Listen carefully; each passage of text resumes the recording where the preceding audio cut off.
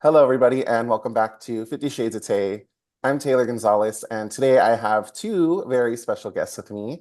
The brand new video game, The Casting of Frank Stone. It just came out, and it's from the world of Dead by Daylight, and I'm so excited to welcome both Ali and Frankie, who are the composers. Together, they're known as Boxed Ape, and they composed the score to this game. How are you guys doing today? Very good. Yeah, really good, thank you. I am so excited to talk with you guys about this. I haven't played the game yet, but I was watching last night a girl on Twitch. I watched a stream, and it was pretty funny. She was getting pretty scared. It's a spooky game. It's a spooky game. Yeah. But before we talk about the game and about the music, I just wanted to get to know you guys a little bit better. So I was wondering, how did you guys come up with the name of Boxed Ape?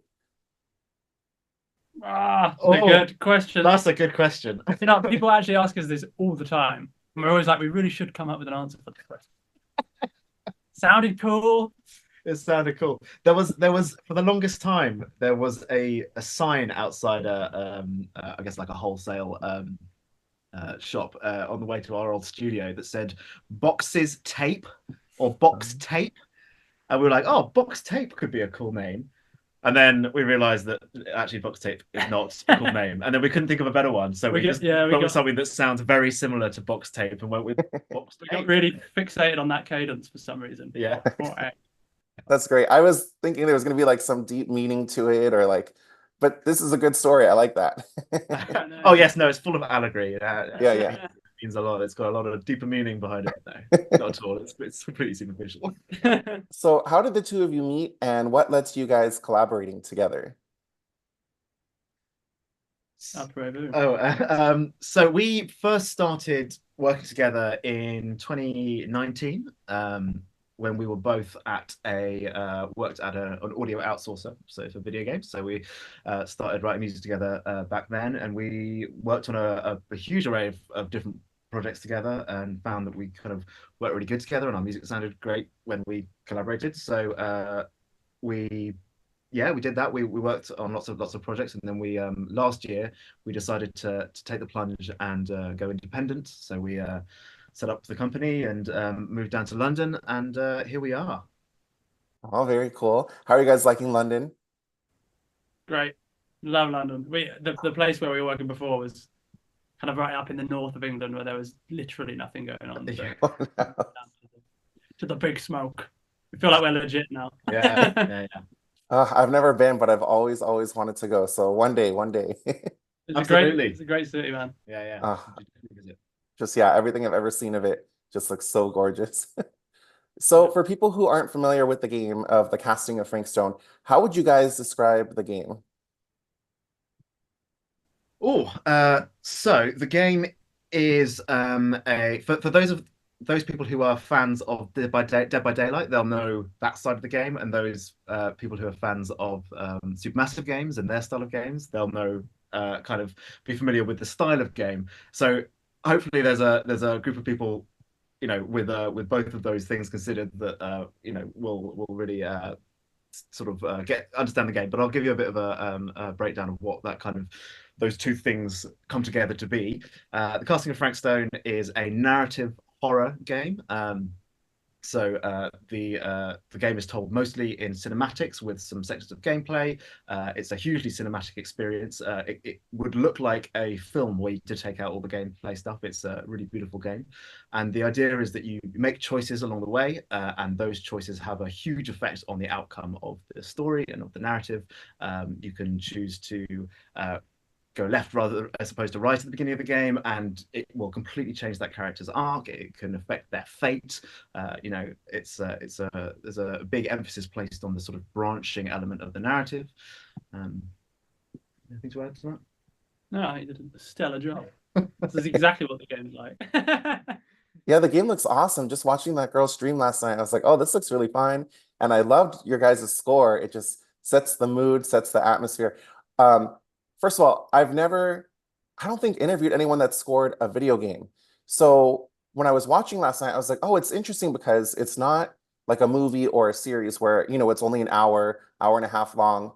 How long is your score altogether? And then also, how do you go about scoring something where, like you said earlier, you can go left instead of right? It's not like you're on a path and you know, like, oh, we have a 90-minute thing to score. How does that work? Yeah, I mean that was setting out. We were like, because it looks and feels so much like a film. When we were setting out, we were like, this must be a cinematic experience in our naivety, because we quickly realized that there's, it's a 6-hour playthrough and there's hundreds of different branches. So that's, can't do the maths quick enough, hundreds of hours of music that we would write if we were to score the whole game. So we were kind of, I don't know, dead set on finding like a middle ground where we could be like, okay, so it's going to be a cinematic experience while covering all that ground. So there's a few ways we went about doing that. I think the first thing from the bat was we kind of put some markers down in the sand and be like, okay, these are key moments. As if it was a film, I guess. These are our big kind of set piece moments. Started there, like, okay, nice. These can work out and they kind of go relatively the same way. They can branch somewhat, but we kind of lay down a foundation and then can kind of tweak accordingly. But for the more gameplay side of things, we had kind of what we refer to as kind of like a modular system where we would write music that could evolve and shift subtly depending on what's going on and where you are and whether you go left or right, using stems that we delivered to the audio team. Mm. So between those two things, I don't know, it's a crazy dance, isn't it? Of trying to make the marriage of those two things work as well. It's like, how do you come out of a very modular, ambient kind of thing and then in a most seamless way break into a cutscene and then come back out again nicely? So to answer your question, with great difficulty, that's how we did it. Yeah. And lots of music as well. We wrote tons and tons of music. Nearly 3 hours of music end to end went into the game, which is a pretty hefty chunk of music to come up with. And like Frankie said, that we wrote it in such a way that it could be broken apart, put back together to form any shape that it needed to be, whilst hopefully feeling very sort of natural and cinematic. Oh, that's very cool. Yeah, I can't even comprehend like how you would go about scoring something where it's not, yeah, like you're not on a track. You know what I mean? So like different things can happen. So that's really interesting to know. Are you guys big horror fans? Yes. Absolutely. Absolutely. Yeah. What are some of your guys' favorite horror films? It's for me. It's always the music, I guess, obviously, that gets me. And I watched The Smile recently. I was like, this Oh, film is fine. Like, I don't know, it could really let me down at the end, but right up until the end, I was like, this is because the music is just so cool. Mm-hmm, mm-hmm. oh my God, I gosh. don't know why I said that. That was a really weird one, but that's the one that came to my head. And I'm just a huge fan of the Alien franchise. Mhm. One of the main reasons I got into writing music was the score to those films. I just Jerry Goldsmith, James Horner, all the classic stuff. It's just so good, so good. And there are a lot of influences in this score for me, certainly from those scores. Yeah, I think that's an interesting point as well, because there's a lot of influences, I guess, from me from a way more like contemporary horror side, whereas you're much more classical. So I think the score really, hopefully, nicely kind of marries those two things together. Mm-hmm, mm-hmm. And given the kind of nature of the game and the story, it kind of made sense for us to sort of tackle it from, without giving any spoilers, tackle it from two different sort of eras, as it were. Yeah, Mhm. yeah. Frankie, you mentioned that you liked the score to Smile. Do you know, without spoiling anything, you know how there's a creature at the end of that movie? Did you know that that's practical? Really? That blew my mind because I saw that film and I was like, there's no way. But I saw on Twitter, there's like, it's a person in a costume, like it's a suit. So that thing at the end of the movie, without saying anything, that's a real thing, That's actually made the whole film go way up in my estimation. right? Because That must I be quite a love difficult, practical effects. must have been a difficult thing to drive. Yeah, I can't even imagine that. So something that I was wondering is when you're scoring a game, how do you guys go about creating the music? Do you guys have just concept art to go off of, or do you get to see gameplay footage, but just like what do you go off of as you're scoring? That's a good question. So it really depends on the project. Video game development cycles are typically very long. So sometimes we'll be working, like you say, to sort of concepts, or there'll be a brief that doesn't include any kind of gameplay. For this project, we were lucky enough that we kind of came onto the project when the game, and this is also credit to Supermassive's kind of development style and the way that they do things.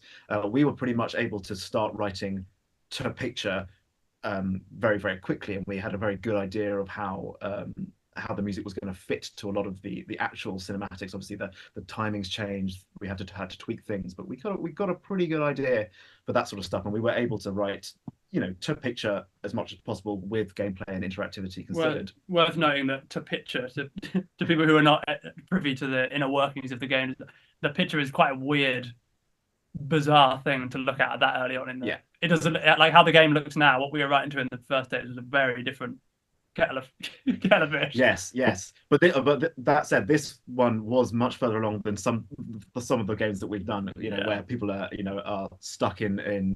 You've got two stick figures that are just like stood there with like a robot text to speech voice. One person and the other person saying, and then they kind of one turns away and just floats away.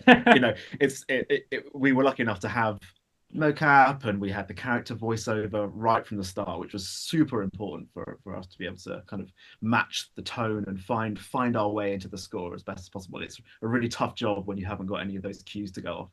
Oh, that's I great. think kind of the three that you mentioned was like concept art, captures, and playing the game. I think generally with every project we've done, you kind of do all of them a little bit. Like usually we'll start with like here's a color palette, a very very picture. We can start like sketching some stuff out, and then as it goes on, we can start to have captures of someone else playing it. And then by the end of this project, we were quite often either going into the audio outsourcer or even to Supermassive to actually play the game and get a feel for it that way as well. You get quite a rounded understanding of how the player is going to feel. I think that's super important. Yeah. So now that the game is out, have you guys had a chance to play it? Oh yes, it's tough. It's tough to play a game that you've just finished and shipped, and being as involved as we were, we kind of play it and enjoy it, but also kind of remember the sort of pain that comes along with some of these moments and the tricky things that changed and all the struggles that came along with it. And it's especially with this game where we didn't ever get a chance to play through some of the pathways. The game is so branching that there are some choices you can make that take you down a complete rabbit hole that we're thinking, oh, we didn't know that. We didn't know that. And equally, we spent a lot of time writing music for rabbit holes that probably no one else will ever go down.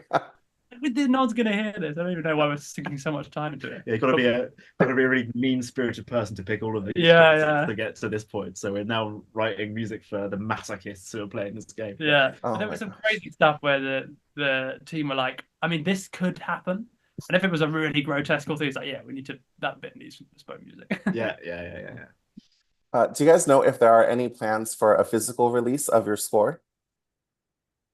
There are plans for a physical release of the score. Yes.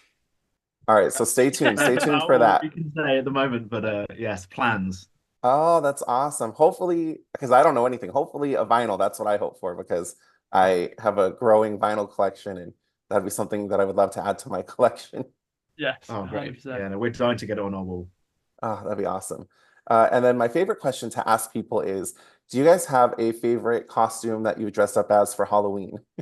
I like tinfoil, man. Low budget, easy stuff around the house. Ali, what about you?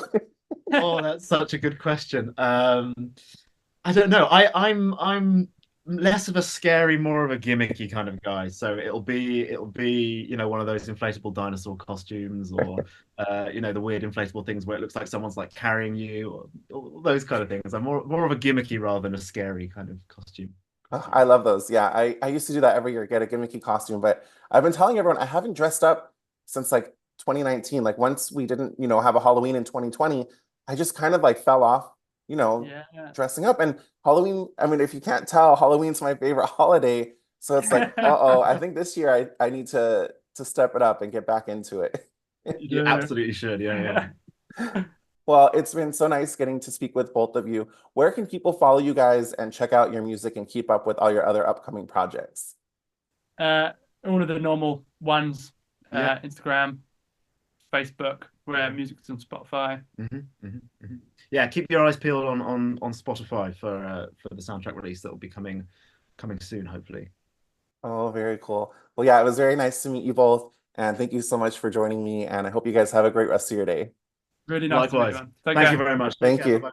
Bye. I asked you how to pronounce your last name before we started, and I didn't even say your last name. No, it's fine. It's absolutely fine. Oh my gosh. Oh well. Put that bit at the end. Yeah. By the way, his last name's Kerley. Oops. Well done.